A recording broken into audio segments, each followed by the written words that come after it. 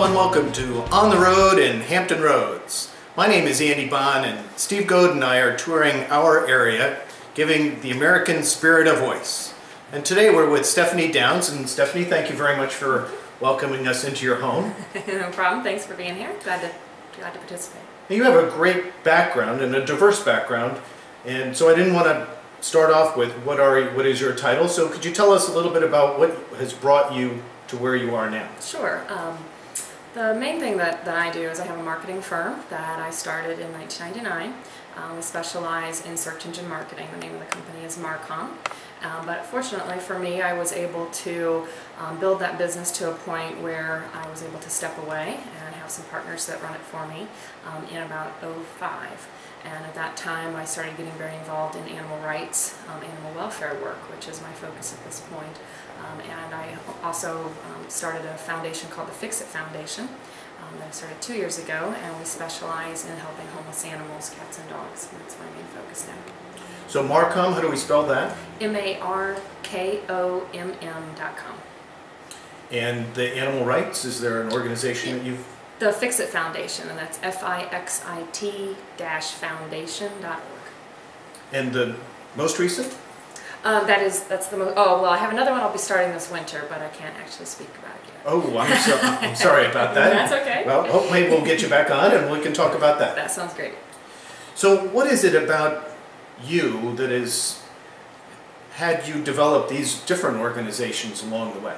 I think for me, when I started Marcom initially, I started it because I actually was laid off from a job that I had with a high-tech firm out in Denver.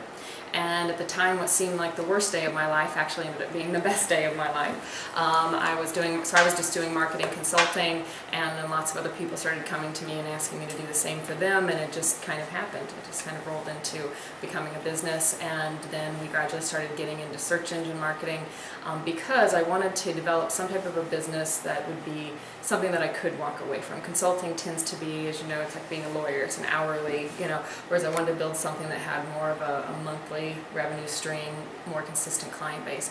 And I did that because I knew, even though I loved doing marketing, I wanted to take my talents and apply it to the nonprofit world, and I wanted to do something to give back. So that's what makes me tick, so to speak.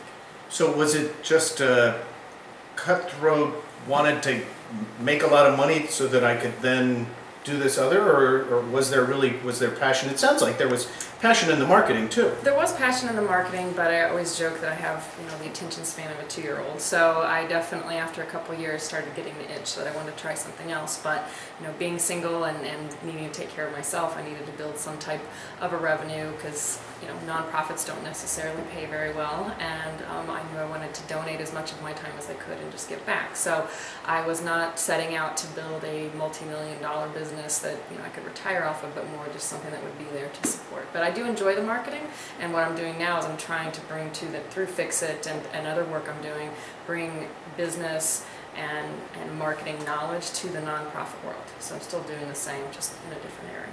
And so what is Fixit? Okay. Fixit is we specialize in the spay and neuter industry, so in the pet overpopulation area. Right now we kill about 4.2 million animals in our shelters every year. That's about 12,000 per day. And nationwide? Nationwide, correct. But when in the 1970s we were killing about 25 million animals per year, and that's when low-cost spay and neuter was introduced. And then because of that, by the mid-90s we were able to get that down to the 5 million, about 4 to 5 million range. So obviously low-cost spay and neuter had a huge impact. But if you look at research studies, about 25% of the U.S. is continuing to not spay and neuter their animals, even though low cost is available, and it plateaued in the mid-90s, so about 15 years ago. So to me, that's a marketing problem. Why are we not, with the message of low cost, getting to that final 15%? And so I wanted to develop an organization where we could analyze and figure out more strategically how to get to those people. and so to speak, working smarter instead of working harder. And so the first project that we did is on the island of St. Croix in the U.S. Virgin Islands, and the entire project was funded by PetSmart Charities. It was started about a year and a half ago and will be finished up by mid next year. I wanted to do a research study in a controlled environment. Which an island is good for that. It is. It's perfect. I spent a number of years researching islands. It was a rough job.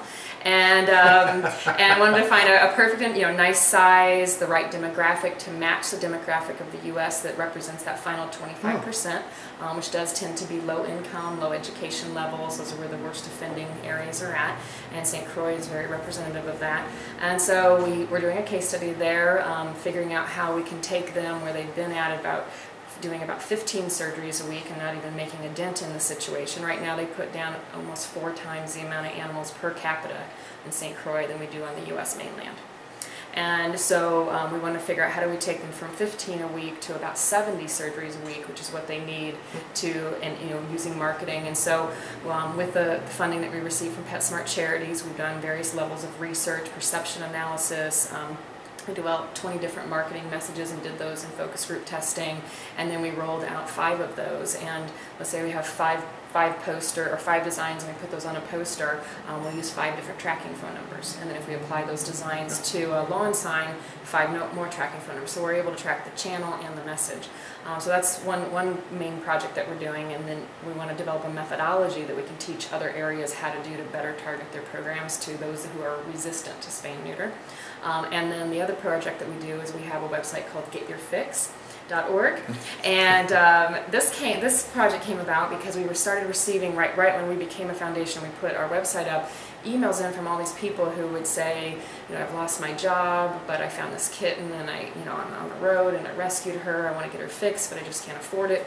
And so the idea originally was to be able to put out this website or this phone number that, hey, you call us, tell us your story. If you want to get your animal fixed, we'll help you. Well, that was supposed to be post St. Croix, and then we just started getting all these requests, and so we went ahead and launched the website, and what we did instead was launched it as a social networking site. So now you can, as an owner, you can post a profile and tell your story and post a picture, and then funders can come on and they can contact you in an anonymous email system. All the person will know them as their username, and they can say, hey, I live in your area, I know this low-cost clinic, go there, I'll give them my credit card and pay for your surgery and give them your name, and we'll get this taken care of.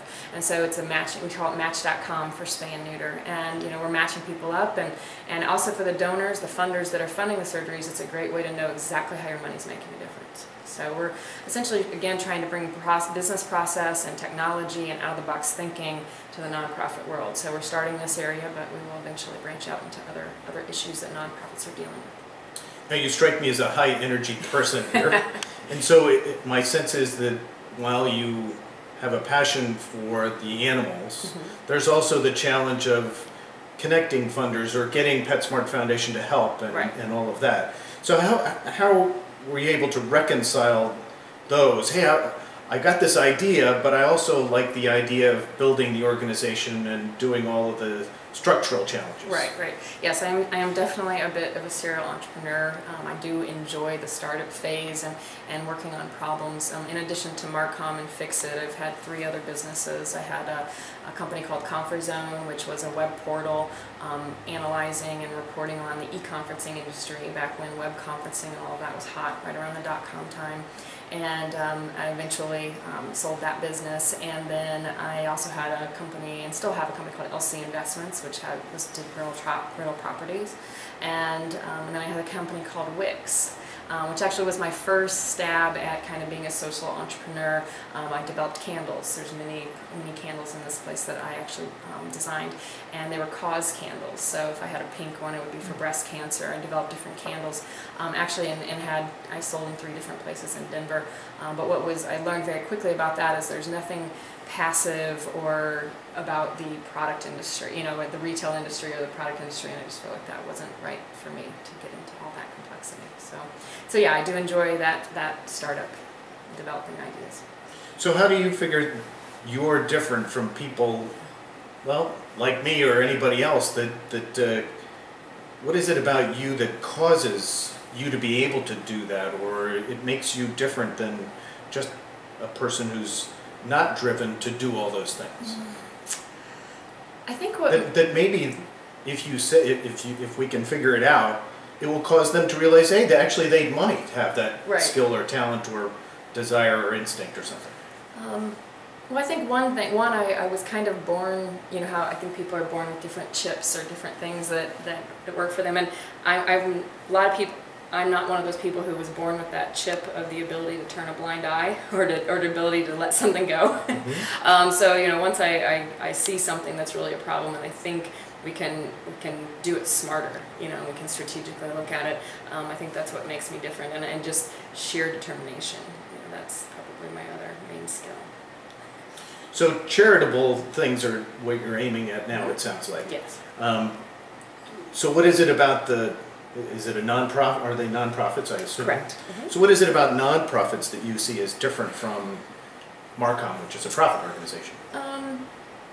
Well, they are very, you know, what I've really enjoyed about the nonprofit work versus the for-profit is the volunteerism and just, you know, seeing people supporting. It's very interesting to work with people who are doing something because they believe it from the bottom of their heart.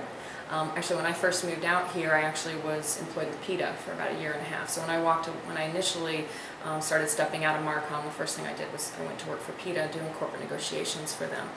Because I knew I wanted to get into the nonprofit world, and I thought, well, you know, why start another charity when there's so many that are already out there? I'll just, you know, go to work for one of the really big ones.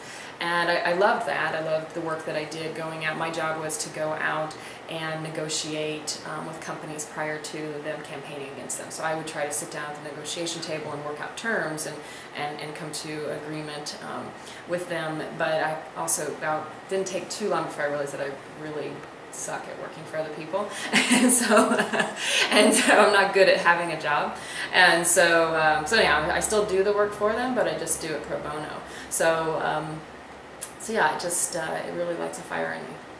So maybe that's one thing that we can take away from this is that you don't really like working for other people, and so you can find that kind of fulfillment in showing your drive in developing these other organizations. Yeah, I think building something, creating something, whether it's a nonprofit or a for-profit, that's something that I really enjoy. And also I enjoy, which I've been able to do the same with Fixit, building something that's sustainable. You know, I think that for me, that's what I want to leave behind, being an entrepreneur, and you know, whether it's for-profit or nonprofit, is I want to be able to leave behind things that will exist and continue when I'm either not involved or not here anymore. Well, if people would like to learn more about what you're doing and maybe be inspired by your story as we've been, how do they get in touch with you, please? They can go to stephaniedowns.com, which is STEPHANIEDOWNS, and that will take you to my LinkedIn profile, where I'd love to have you friend me, or whatever it's called on LinkedIn, and you can find out the different websites and for all the things that I'm involved with there. Well, thank you again for your time very much. Thank you. You've been watching On the Road in Hampton Roads, giving the American spirit a voice.